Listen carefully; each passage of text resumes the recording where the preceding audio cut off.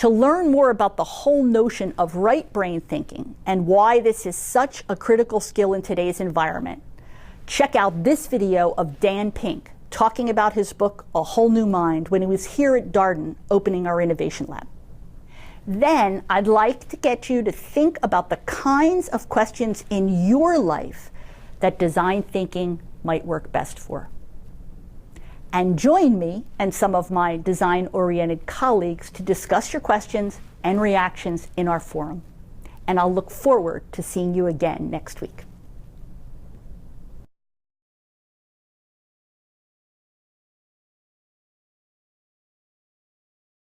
This book, A Whole New Mind, has a metaphor at its heart, and it's a metaphor of our brains, all right?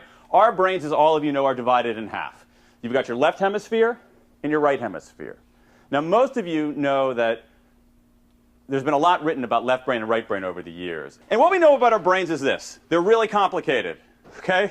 They're really complicated. We use both sides of our brain for everything that we do. But at this broad topographical level, our brains are also really kind of efficient and elegant in their own way. Over time, they've done this spectacular job of dividing up tasks. They have different specialties. This side specializes in one set of tasks, tasks that are logical, linear, sequential, analytical. Okay, this side specializes in a different set of tasks. Not better or worse or harder or easier, it's just a different department. So it specializes in processing things all at once rather than in sequence. So it will identify, if you were to read Corporate Innovation and Design Experience 2010 timeline, you would go across in a linear way and read that. And think about a 5-year-old or 6-year-old learning how to read, sounding out a word, moving sequentially left to right if they're in English. That's how the left brain processes things. The right hemisphere processes it all at once. So it doesn't identify this as a gladiator workbench. It doesn't read it across like it would a sentence. It processes it all at once, okay? Simultaneous. It deals with synthesis rather than analysis and does context rather than text, okay? Logical, linear, analytical on one side, simultaneous, context and synthesis on the other side. That's really, honestly, that's about 40 years of neuroscience in 35 seconds. But more important than that is that yields, I think, a very powerful metaphor for understanding, I think, labor markets, for understanding organizations, I think to some extent for understanding the contours of our times. And the way the metaphor works is this. It used to be that the most important abilities in any kind of white-collar function were characteristic of the left hemisphere. Logical, linear, sequential, analytical, step-by-step, spreadsheet, SAT, dare I say MBA abilities. And today, and this is important to underscore here, those abilities are absolutely necessary. I want to underscore that. Those abilities are absolutely necessary. You must have them. If you don't have those abilities, you're in a world of hurt.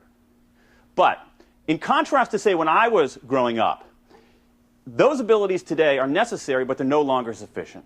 And it's now abilities characteristic of this hemisphere. Artistry, empathy, inventiveness, design thinking, big picture thinking. Those are now the abilities that matter most. So if you look at certain kinds of left brain abilities, there are three forces that are tilting the scales in favor of the right. Asia, that is, it's possible to offshore all kinds of routine, rule-based white-collar work. White-collar work that in this country used to get you into the middle class. Certain kinds of accounting is routine. That is, you can algorithmic, you can write down a list of steps and it has a right answer. Any kind of work like that can just race wherever in the world it can get done the cheapest. Last century, machines replaced our back, our muscle. This century, software is replacing our brain. But what part of the brain can software replace? Difficult for software to do the artistic, empathic, big picture side. It's easier for software to do the more routine, left brain, rule-based side. So, and this is where in this country we have a very misplaced conversation. We go crazy over offshoring. If a job gets offshored to India or someplace else. Huge political issue. Talk radio lights up. Politicians rail against it.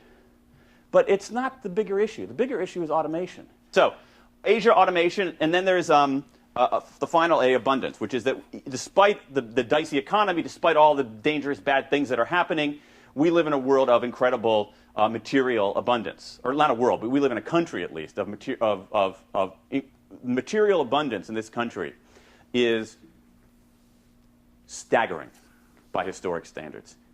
Staggering by international standards. Think about my childhood. My family didn't have a color television set till I was, I think, 15 or 16. When I was born in the early 1960s, you had about 2% of American homes had a color TV set. Now you have something like 99.8% of American households have a color TV set. This is in a country with a 13% poverty rate. Okay? 13% of our households live in poverty. 99+% of our households have a color television set. In a world where people's material needs have been satisfied and oversatisfied, there's a premium on iterating something new, on giving people something they didn't know that they were missing. To me, that's an artistic act. Artists give people things folks didn't know that they were missing. But that's the best business strategy.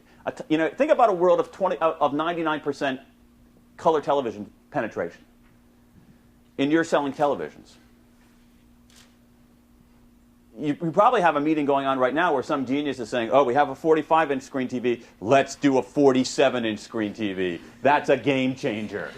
But that's not a game changer. You need something radically different. And so if you add this all up, Asia, automation, and abundance, that tilts the scales in favor of these right brain abilities. You have to be able to do work that's hard to outsource, hard to automate, and that iterates something new. Hard to send overseas, hard to reduce the lines of code in a computer program, and that gives the world something it didn't know it was missing. And what that means is that you've got to have the analytic chops. You've got to have those left brain abilities, but they're simply not enough. And it's really these right brain abilities that are the ones that matter most. That leads to what are the abilities that matter most? And I argue that there's 6 that matter the most. There's things like design. I think design has become a fundamental business literacy.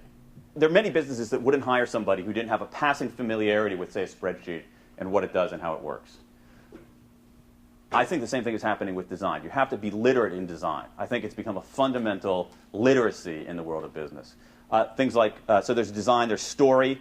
That is story. We live in a world of ubiquitous facts, so facts are everywhere and they're free. So something that is free, ipso facto, I learned that in law school, ipso facto has no value, right? What matters more is being able to put facts in context and deliver them with emotional impact. That's what a story does. So you see story migrating in some very, very interesting ways to product and service differentiation. In fact, I think in that regard, story is where design was 15 years ago as a differentiator in a crowded marketplace. There's the ability that I call symphony, which is big picture thinking, pattern recognition, seeing the big picture, connecting the dots. It's the killer app, I'm convinced. And so having this hyper-muscled ability here to see around corners, to see the patterns, to not get... Richard Branson has said that he didn't understand financial statements until a couple of years ago. Right, this is a guy who's a billionaire, who's built businesses in all these kinds of industries, because it's just not how his brain worked. But he could see around corners, he could connect the dots. Empathy. Empathy is the ability to stand in someone's shoes, feel with their heart, see with their eyes. Okay, it's a fundamentally human ability, but it's hard to outsource and it's hard to automate. And so that makes it more valuable. So the Jefferson Medical School in Philadelphia has developed something, a metric called the JSPE, the Jefferson Scale of Physician Empathy. Because there are ways, like any kind of psychological attribute, to measure it in a somewhat valid way. They do the measures of physician empathy, and they notice that the scores on this empathy index correlate very well with patient outcomes. Now, what doesn't correlate with patient outcomes? GPA, MCAT scores, medical board scores. There's not a negative correlation. There's not a negative correlation at all. It's random, okay? And you can interpret from that if you make it to medical school, you probably have the analytic chops to be an okay doctor. But if you want to be more than okay, it's other things that really matter. And so as a result of having that metric, of measuring something that we, like empathy, which we think of as kind of so inscrutable, that JSPE, there's clinical empathy being taught in just about every medical school in North America now. So that's empathy. Play is laughter, humor, and games as a form of learning, as a form of social cohesion. And finally, there is meaning. All of this stuff that we have, our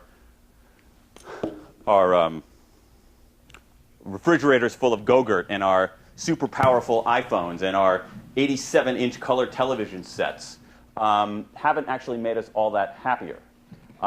You have in this country generally rising, over time, rising levels of prosperity, but stagnating levels of subjective well-being, of satisfaction. And I think that there, as a result of that gap between rising prosperity and stagnating satisfaction, you have a wider spread search for meaning and purpose and significance that I think is being acted out in many businesses. We're seeing this now in part, I think, with the inadequacy of the profit motive as a motivator.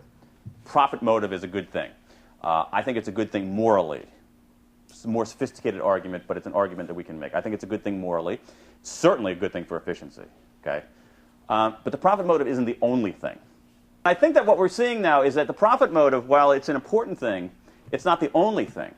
And I think that if you're talking about talented people who are doing this kind of right brain work more and more, doing the more creative conceptual work, that the rallying cry that you sometimes hear inside of firms, let's raise earnings per share 3 cents this quarter. I just don't think that's the kind of thing that makes a really talented, creative person leap out of bed in the morning and race to work to do something amazing. I just think it's not sufficiently motivating. And so I think what you're seeing more and more is the rise of what you might call the purpose motive. That is this idea that business, any kind of institution, can be about something larger than itself, and that when individuals contribute to that, together they can do something that leaves an imprint on the world that isn't purely about profit maximization, but that has a sense of purpose behind it. And so, point being that if you look at the abilities that are necessary in the world of work, you see this shift away from the left brain to the right brain for very, very hard-headed reasons. Left brain work is easy to outsource, it's easy to automate it, and right brain work allows you to iterate something new. And then you see this suite of abilities that are often kind of shoved to the periphery. Things like design, things like story, things like symphony, empathy, play, and meaning. Those are abilities that we don't typically think of as being quote-unquote smart. There are things that were considered soft, or things that were considered foo-foo, or things that were considered not, they're fine, but kind of ornamental. And now I think they're becoming much more central. Those MFA capabilities are very, very hard to replicate, very, very hard to turn into algorithms, and they're so enormously important in business. But I think that the real thing is this combination of MFA-style thinking and MBA-style thinking, and that's really where I think the action is.